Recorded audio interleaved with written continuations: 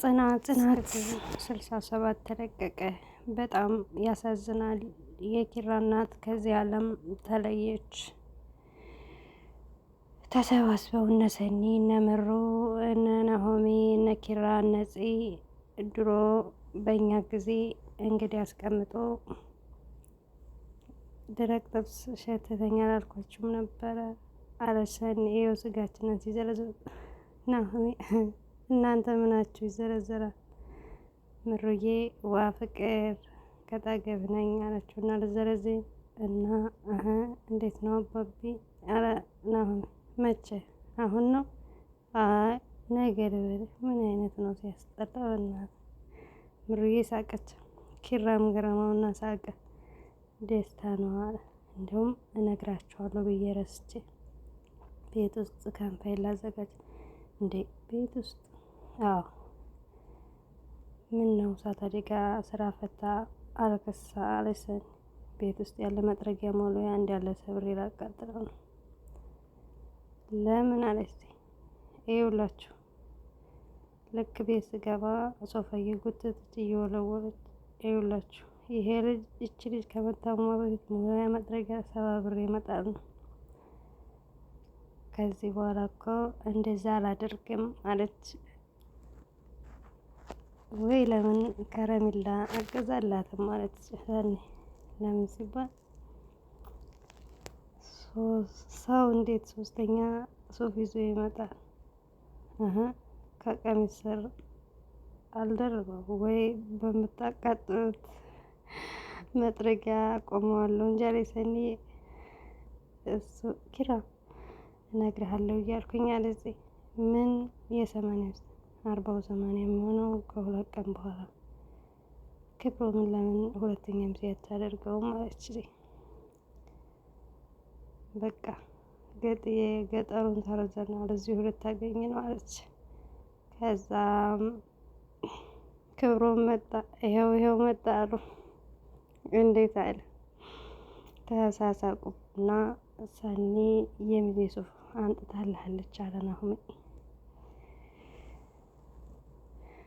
ምሩዬ እና ፂ ምን ቀረ ምን እንስራ አለች። ምሩዬ ምንም የለ እረፍት አድርጌ ስትላት ፂ ደግሞ ምሩዬ ናሆሚ እየነገረኝ ነበር በቃ ከአቅምሽ በላይ አትስሪ አለች ፂ። ቢሆንም ያንቺና የኪራ ሰርግ ደርሷል አውቃለሁ ጋሼ እኮ ሁሉንም ነገር ጨርሷል። ቢሆንም የሰርግሽ ቀን ምንም እንዲጎል አልፈልግም። እሺ ቤትም ቢሆን የሚጎዳሽ ነገር አትስሪ ናሆሜንም አትጉጂ አለች። እሱማ ቤትና መጥረጊያ መወልወያ ከቤት አስወጣለሁ ሳጸዳ አከራያለሁ አለ። ምሩዬ እቴቴ ዛሬ እመጣለሁ ብላ ነበር ቀረች እኮ። ከሆስፒታል አናስወጣሽም አሏት እኮ። በቃ ለቴቴ እውነቱ ይናገራት ለኪራ እውነቱ ይናገረው። እንዴት ብለን ነው የምንነግረው አለች። አንዳንድ ነገሮችን እንደ ቀልድ እንደብቅና ጊዜ ሲሄድ ግራ ይገባናል። ቢሆንም ይሄ ነገር እኮ ኪራን ይጎዳዋል አለች ምሩዬ። ግን ምን ማድረግ እንዳለብኝ አላቅም ጨንቆኛል። በሰላም ይምጡና እንናገራለን አለች ምሩዬ።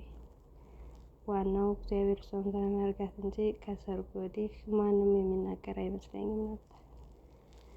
ምሩዬ ነገ ወደ ማታ ሄደን ፀጉራችንን እንሰራለን። እሺ በቃ አሁን ሳሎን ሂጅ ልረፍ አለች ምሩ። ከዛ የኪራዬ እናት መታ ነበር። አሞሽ ነበር እንዴ? አንተ ላይ ስለ ሰርጉ አታስብም? ስለ እኔ ነው እንዴ የምታስበው? ጠቁረሻል ከስተሻል ስላት እኔ እኮ ገጠር ነኝ ለንደን ሄድኩ መሰለህ እንዴ? ነገ ሰርጋችንን ስታይ ፍክት ነው የምትይው አለ ኪራ። አሁንማ በጽናት ሙሉ ነው ከስተሽም አዎ እሱ ምን ይሻለዋል ምን ይሳነዋል ጥሩ ምራት ሰጥቶናል። ኪራ የማየ ጸሎትም አለበት። ወይ ጉድ እሷን ስታገኝ ከነ መፈጠሪ ነው ምረሳኝ አለ ኪራ አባት። ኧረ በምን አቅሜ እነ ናሆሚ ብታይም ቤቱን ሲያጸዱ ሲለፉ ሲንግል ጥያቄዎች ደብል ሆናችሁ ቆያችሁ አለች ኪራና። ጉድ እኮ ነው። ጽዬ መጣች። ነይ ጽዬ የኔ ልጅ አሉ ጋሽ ተሾም።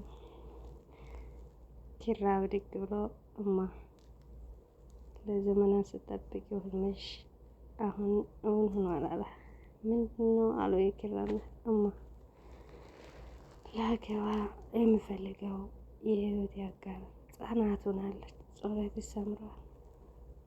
የኪራ እናት ኡፍ አስደነገጥከኝ። እሰይ መድኃኒዓለም እሰይ ደስ ብሎኛል እያለች ከኪራ እግር ስር ተንበርክካ የኔ አባት መድኃኒዓለም ለአንተ ምን ይሳንሃል? እሰይ የኔ ጌታ። ከዛ ኪራና ጋሽ ተሾመ እጇን ይዘው ሶፋ ላይ ያስቀመጡ። እማ ደስተኛ ስለሆንሽና ጽናቴን ስለተቀበልሽ በጣም ደስ ብሎኛል አለ ኪራ። እሰይ ጽናቴ ነይ እስኪ ደስ ብሎኛል። እስካሁን ከመጣሽ አላገኘሁሽም በስርዓት ተጠምደሽ። እሰይ ጽናትዬ ደስ ብሎኛል እልል እያሉ አቅፈው ሳሟት። እሺ የኔ ልጅ እሰይ የኔ ቆንጆ እሰይ እማዬ እፍ እናት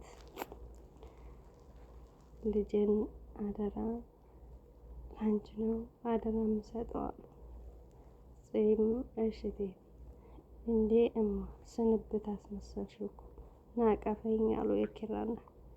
ምን ላድርግ ልጄ እድሜ እንዲያው እንደ ክር አይቀጠል እንዲህ በሰርግ አስደስተኝ። እማ ምንድነው? እኔ ግራ እየገባኝ። ተዋት ደስታው ነው የሚያቀጣጥራት አሉ ጋሽ ተሾመ። ጽናቴ ተነሽ እንጂ ጉልበት እንሳ ማለት ኪራ። ሁላቸውም ድፍት ብለው የእናታቸውን ጉልበት ሳሙ፣ የአባታቸውንም ሳሙ።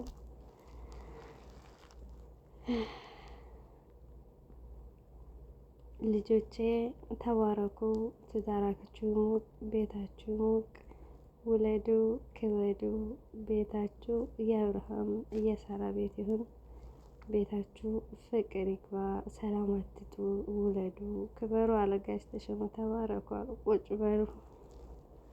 በእናትና በአባት መመረቅ ምንኛ መታደል ነው።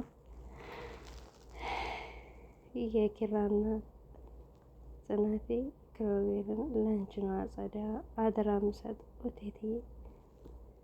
እኔን ከዚህ በኋላ ሐኪሙ ተስፋ የለሽም ብሎኛል። እኛ እኮ እዛ መተን ብንጠይቀው ይሻል ነበር። ሁሉም ነገር ለክሮቤል ብንነግረው ሕክምናሽን ከምታቋርጪ ሰርጉ ቢዘገይ ይሻል ነበር። ማርም ሲበዛ ይመራል። ሰውነቴም በመርፌ ደንዝዟል። የልጄን ሰርግ ማየትም መድኃኒት ነው። ለመዳን ሲባል እቴቴ ብዙ ነገር ይደረጋል። አይ ካሁን በኋላ ከፈጣሪ ጋር መጣላት ነው አሉ ኪራና። ኪራም በድንገት ገብቶ እማ ምንድን ነው ያልሽው? ያወራችሁትን በሙሉ ሰምቻለሁ። እማ ምንድን ነው ያመመሽ?